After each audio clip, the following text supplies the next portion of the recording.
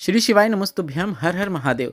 14 जनवरी 2025 दिन मंगलवार का है और मकर संक्रांति का विशेष अवसर पड़ रहा है। ऐसे में गुरुजी पंडित प्रदीप मिश्रा जी के बताए ऐसे उपाय जिन्हें आप सिर्फ और सिर्फ वर्ष में एक बार मतलब मकर संक्रांति के दिन कर देते हैं तो उसका लाभ आपको अधिकता में और पूर्ण प्राप्त होता है। उन्हीं उपायों की जानकारी हम आपको इस वीडियो के माध्यम से देने वाले हैं। यह उपाय बहुत विशेष है। इन उपायों को आपको बार बार करने का मौका वर्ष में नहीं मिलता है। सिर्फ आपको मकर संक्रांति के विशेष अवसर पर यह उपाय करने होते हैं। इसलिए आप यह उपाय मकर संक्रांति के दिन अवश्य करें। कितना ही बड़ा कर्जा क्यों ना हो गया हो, कर्जा से आप लबालूम हो गए हो तो भी आपका कर्जा चुक जाता है। गुरुजी का बताया यह विशेष उपाय आप इस मकर संक्रांति के विशेष अवसर में करके अधिक से अधिक लाभ प्राप्त कर सकते हैं। इस वीडियो में हम आपको 2 उपायों की जानकारी देने वाले हैं। आप कोई भी एक या फिर अपनी आवश्यकता के अनुसार दोनों उपाय करके इस मकर संक्रांति का पूरा लाभ प्राप्त कर सकते हैं। हम प्रयास कर रहे हैं कि हम मकर संक्रांति के सभी 21 उपायों का एक वीडियो बना दें, जो कि शायद 11 या 12 या 13 तारीख तक आ जाएगा। अगर आप वह वीडियो देखना चाहते हैं तो कमेंट बॉक्स में अपनी प्रतिक्रिया जरूर दीजिएगा। मतलब आप कमेंट बॉक्स में मकर संक्रांति पार्ट 2 या पार्ट 2 भी लिखेंगे तो भी हम समझ जाएंगे कि आप मकर संक्रांति के सभी उपाय देखना चाहते हैं।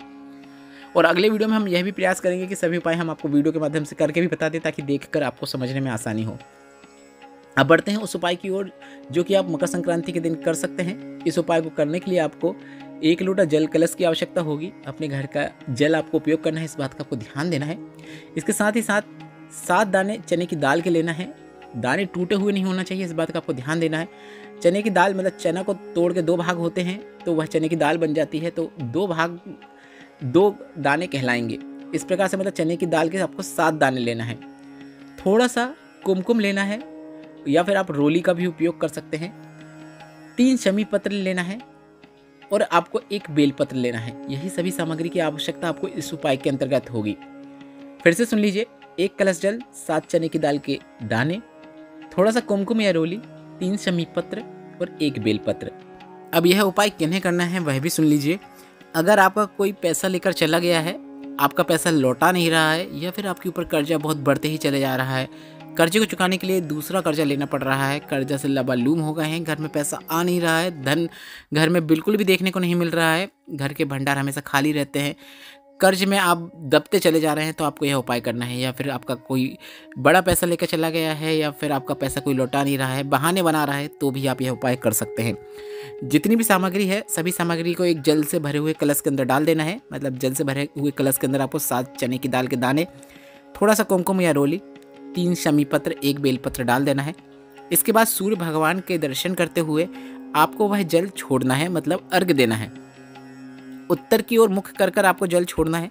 और जब आप कलश का जल छोड़ेंगे तो आपको धीरे धीरे करके कलश का जल छोड़ना है। और जब कलश में आपको लगे कि थोड़ा सा जल बचा है तो उस समय आपसे जो भी आपकी कामना है वह आपको भगवान से कर लेना है। कामना कीजिए जो भी कामना है। अगर बहुत कर्जा बढ़ गया है तो उसकी कामना कर सकते हैं कि भगवान बहुत कर्जा बढ़ गया है, कर्जा चुक नहीं रहा है, ना व्यापार चल रहा है, ना नौकरी लग रही है। इस प्रकार से आप कामना कर सकते हैं कि हमारा कर्जा चुक जाए, कोई रास्ता दिखाइए। इसके बाद आप जब भी प्रयत्न करेंगे तो उसमें आपको सफलता देखने को मिलेगी। यह कामना आपको जब कलश में थोड़ा सा जल बचेगा तब करना है, इस बात का आपको ध्यान देना है। अगर कोई पैसा लेकर चला गया है तो उसकी भी आप जो भगवान से बात बोलना चाहते हैं, कर्जे का भान करते हुए, उसका नाम लेते हुए आप भगवान से बोल सकते हैं, सूर्य नारायण से बोल सकते हैं कि हमारा यह पैसा लेकर चला गया है, कुछ हमें रास्ता दिखाइए। इस प्रकार से आप कामना कर सकते हैं।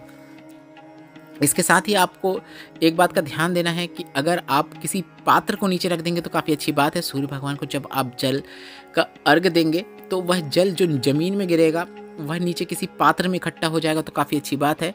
और क्योंकि आप जब पूरा जल अर्पित कर देंगे तो अंदर की जो सामग्री है वह भी आपको नीचे ही छोड़ देना है। ज़मीन में भी छोड़ सकते हैं या फिर आप जो पात्र में जल छोड़ रहे हैं उसके अंदर वह सामग्री गिर जाएगी, तो उस सभी सामग्री को आप किसी भी वृक्ष के नीचे ले जाकर छोड़ सकते हैं या फिर नदी या तालाब में छोड़ सकते हैं। पर आपको इस बात का भी ध्यान देना है, जब आप अर्घ्य देंगे, अर्घ्य देने के बाद जो जल नीचे गिरता है उस जल का छींटन आपको अपने शरीर के ऊपर, अपने स्वयं के ऊपर कर लेना है। यह उपाय वह करें जिसका कर्जा बहुत बढ़ गया है, अगर वह स्वयं कर ले तो काफ़ी अच्छी बात है, अन्यथा उसके घर के निमित्त उसका घर का कोई भी सदस्य यह उपाय कर सकता है और उस जल का छींटन उस व्यक्ति के ऊपर कर सकता है जो बहुत कर्जे में डूब रहा है। साथ ही उस व्यक्ति का जिसका पैसा लेकर चला गया है उसे ही उसके ऊपर जल का छींटन करना है। स्वयं कर ले तो काफ़ी अच्छी बात है, नहीं तो यह उपाय उसके लिए भी उसके घर का कोई भी सदस्य कर सकता है। बस जल का छींटन उस व्यक्ति के ऊपर करना है जो परेशान है, जिसे इस मकर संक्रांति में यह विशेष उपाय सूर्य उत्तरायण होने के बाद करना है। हम आपको बता दें सूर्य उत्तरायण होने का समय जो है वह सुबह 9:15 बाद का है, तो आप यह उपाय सुबह 9:15 के बाद करेंगे तो काफ़ी अच्छी बात है और आपको लाभ भी अधिकता में ही देखने को मिलेगा। बढ़ते हैं दूसरे विशेष उपाय की ओर जो कि आपको इस मकर संक्रांति में करना है। गुरुजी पंडित प्रदीप मिश्रा जी ने पिछले वर्षों की शिव पुराण कथा में एक विशेष उपाय की जानकारी दी थी जो कि काफ़ी सरल और आसान उपाय है।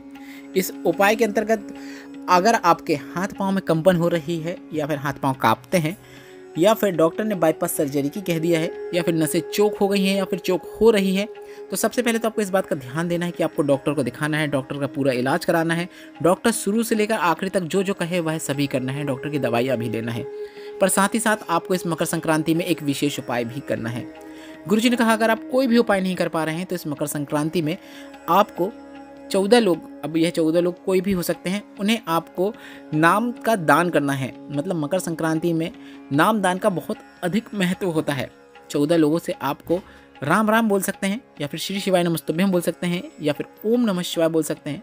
इस प्रकार से आपको नाम दान करना है। अब आपने सुन लिया कि मकर संक्रांति के दिन आपको 14 लोगों को भगवान का नाम दान करना है जिसका बहुत अधिक महत्व होता है, पर उसके साथ ही साथ आपको एक सरल और आसान उपाय यह करना है। एक कलश में आपको जल भर लेना है, अपने घर के जल का उपयोग करें और उसमें आपको काली मिर्च डालना है, पर काली मिर्च आपको साबुत नहीं डालना है, इस बात का आपको ध्यान देना है। काली मिर्च को आपको पीस लेना है और पिसी हुई काली मिर्च को उस जल कलश के अंदर डालना है। सूर्य भगवान को आपको अर्घ देना है, ओम सूर्याय नमः। इस प्रकार से सूर्य भगवान का कोई भी मंत्र का उच्चारण करते हुए आप सूर्य भगवान को अर्घ दे सकते हैं।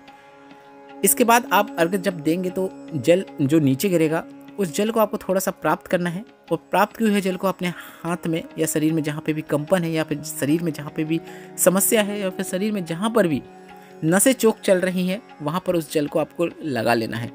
इसलिए हम कह रहे हैं नीचे आप पात्र रखेंगे तो काफ़ी अच्छी बात रहेगी, क्योंकि आपको जल प्राप्त करने में कोई दिक्कत नहीं होगी। और प्राप्त किए हुए जल को आप किसी भी गमले में डाल सकते हैं, जो भी आपका जल का गमला है घर में उसमें आप डाल सकते हैं या फिर किसी वृक्ष के नीचे भी वह जल छोड़ सकते हैं। तो इसलिए आप जब भी अर्घ दें तो इस बात का ध्यान है कि नीचे कोई पात्र रख लें ताकि जल आप उसे प्राप्त करके अपने शरीर में समस्या में लगाकर लाभ प्राप्त कर सकें। इस वीडियो में बताए गए उपायों से संबंधित अगर अभी भी आपके मन में कोई प्रश्न है तो वे प्रश्न आप कमेंट बॉक्स के जरिए पूछ सकते हैं। और मकर संक्रांति का पार्ट 2 देखना चाहते हैं तो कमेंट बॉक्स में पार्ट 2 अवश्य टाइप करें। मेरे द्वारा दी गई जानकारी अगर थोड़ी सी भी उपयोगी लगी हो तो वीडियो को लाइक करके कमेंट बॉक्स में श्री शिवाय नमस्तुभ्यम या फिर हर हर महादेव अवश्य टाइप करें। और व्हाट्सएप में जुड़ना चाहते हैं तो व्हाट्सएप चैनल की लिंक कमेंट बॉक्स में पिन कर दी है, जिसमें टच करके आप हमें व्हाट्सएप में भी फॉलो कर सकते हैं जो कि बिल्कुल फ्री है। वहाँ भी हम आपको उपयोगी जानकारियाँ देंगे, रोजाना की तिथियों की जानकारियाँ देंगे। श्री शिवाय नमस्तुभ्यम हर हर महादेव कमेंट बॉक्स में अवश्य टाइप करें। श्री शिवाय नमस्तुभ्यम हर हर महादेव।